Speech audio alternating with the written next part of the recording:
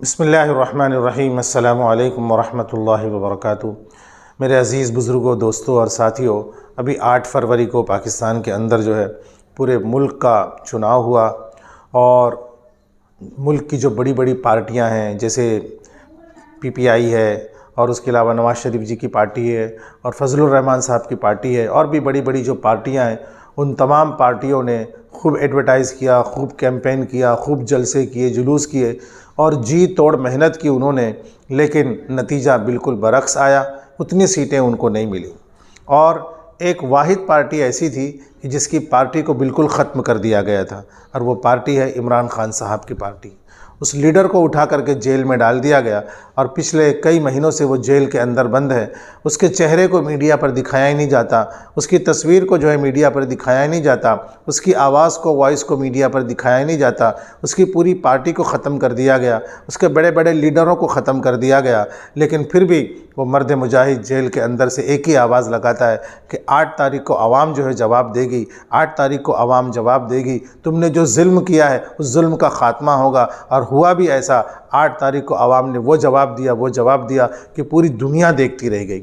मैंने अपनी ज़िंदगी में, अपनी लाइफ में ऐसा यानी इस तरह का चुनाव मैंने नहीं देखा कि इतनी बड़ी तादाद में मुल्क पाकिस्तान के अंदर बूढ़े, बच्चे, नौजवान सारे के सारे निकल पड़े बाहर और सब के सब लोगों ने सिर्फ़ और सिर्फ जो एक ही आदमी को वोट दिया है और वो ही इमरान खान को। इमरान खान की तरफ से जो लोग खड़े थे पीटीआई की तरफ से, पीटीआई का तो नामो निशान ख़त्म हो गया।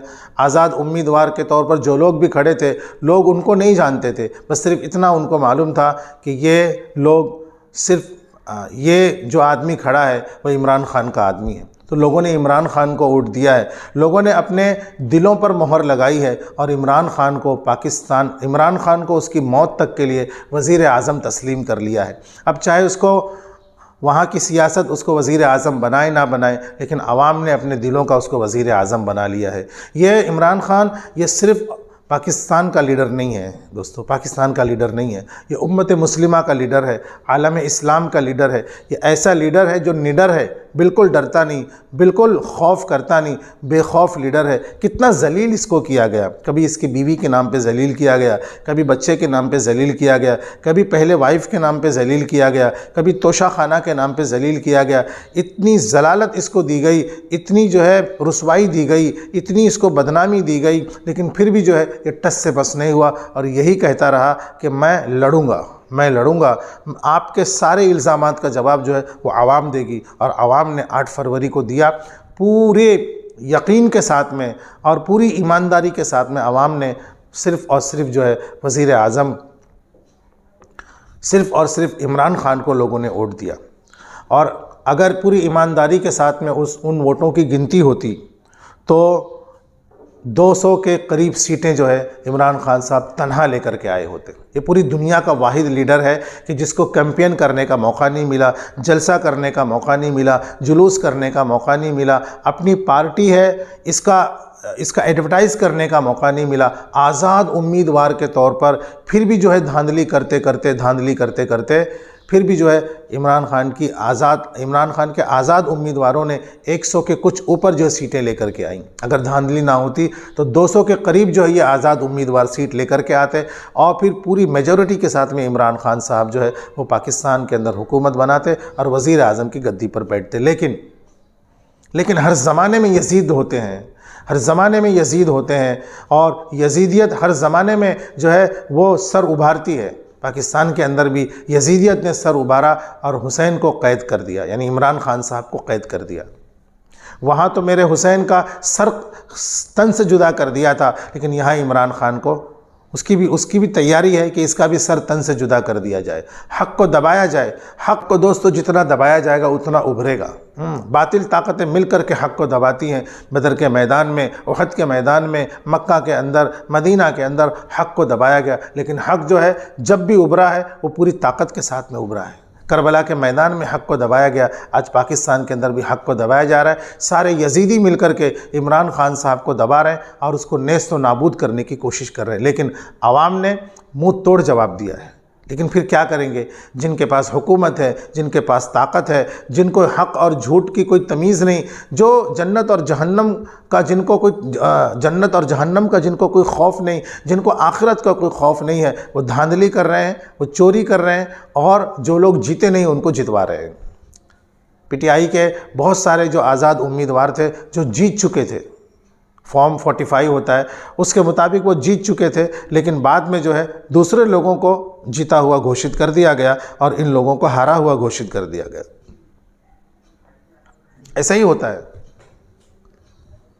लेकिन फिर भी इमरान खान साहब ने हिम्मत नहीं हारी है और कहा है कि हम लड़ते रहेंगे, लड़ते रहेंगे, लड़ते रहेंगे। एक दिन ऐसा आएगा कि अल्लाह तबारक व तआला की भरपूर मदद होगी और जिन लोगों ने झूठ से काम लिया है, दगा से काम लिया है, धांधली से काम लिया है, उनका चेहरा जो बेनकाब हो जाएगा।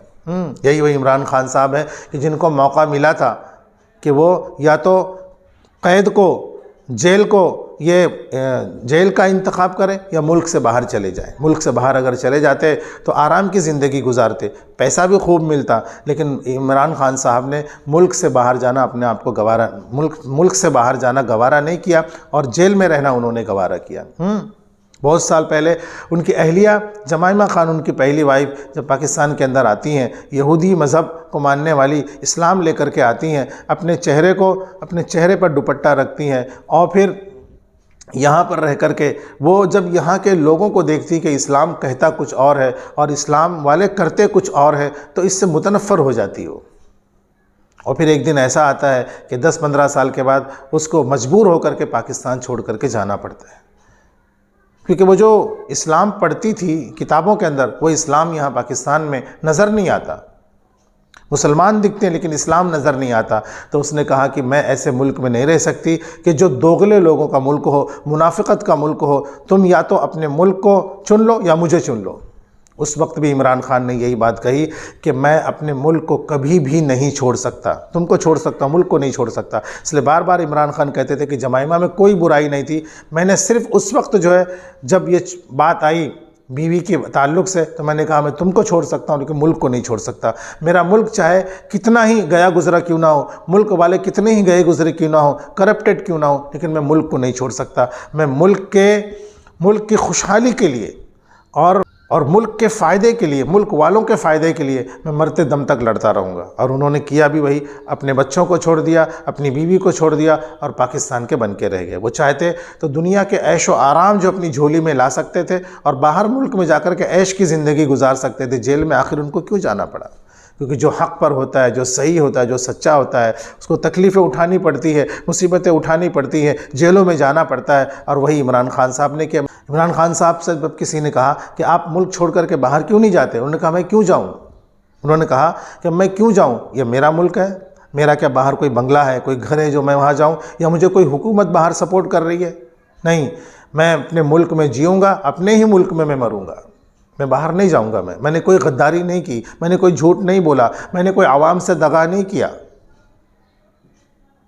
मैं क्यों चेहरा छुपा करके अपना मुल्क छोड़ करके चले जाऊं? मुल्क छोड़ करके वो जाएगा या वो जाता है जिसने मुल्क से वफादारी नहीं की, जो मुल्क से दगा करता है, जो झूठ बोलता है, जिसने धांधली की है, वो मुल्क छोड़ करके जाता है। मुल्क छोड़ करके सच्चा आदमी नहीं जाता। मैंने कोई गलत काम नहीं किया, मैं मुल्क छोड़ करके नहीं जाऊँगा, यहीं मर जाऊंगा लेकिन मुल्क छोड़ करके नहीं जाऊंगा। तो सारे उम्मत मुस्लिमा मिल करके दुआ करें। पाकिस्तान के हालात बहुत ख़राब हैं। पीटीआई के आज़ाद उम्मीदवार तकरीबन 200 के करीब जीत सकते थे, लेकिन उनको ला करके 110 के आसपास ला करके छोड़ दिया गया। 70 से 80 सीटें जो है वो उनकी चुरा करके दूसरे लोगों को दे दी गई। अब वहाँ पर हुकूमत जो है वो गालिबन शहबाज की या नवाज़ शरीफ की बनने जा रही है। अब हुकूमत बन जाएगी तो उसके बाद फिर पाकिस्तान में इमरान खान के साथ ख़ास तौर पे फिर बहुत ज़्यादा जुल्म होगा। सब लोग मिल करके दुआ करें कि अल्लाह तबारक व तआला ने हमको एक ऐसा बेहतरीन इंसान दिया है, ख़ास तौर से पाकिस्तानियों को दिया है, बेहतरीन लीडर दिया है। उसकी सेहत के लिए दुआ करें, उसकी आज़ादी के लिए दुआ करें कि अल्लाह तबारक व तआला इन सब बातिलों का ख़ात्मा करें और इमरान खान साहब को जल्द से जल्द जो है वो जेल से रिहाई अता फ़रमाए। और फिर मज़ीद ये कि अल्लाह तबारक व तआला उसको इज़्ज़त के साथ में जो है वो वज़ीर आज़म की गद्दी पर बिठा दे, ताकि किसी एक मुल्क का भला हो। वो मुल्क जो इस्लाम के नाम पर बना था वो इस्लाम के नाम पर बाकी भी रहे और तरक्की करे, फले फूले, ऐसी सब मिलकर के दुआ करें। व आखिर दावाना अनिल हम्दुलिल्लाहि रब्बिल आलमीन। अस्सलामु अलैकुम व रहमतुल्लाह।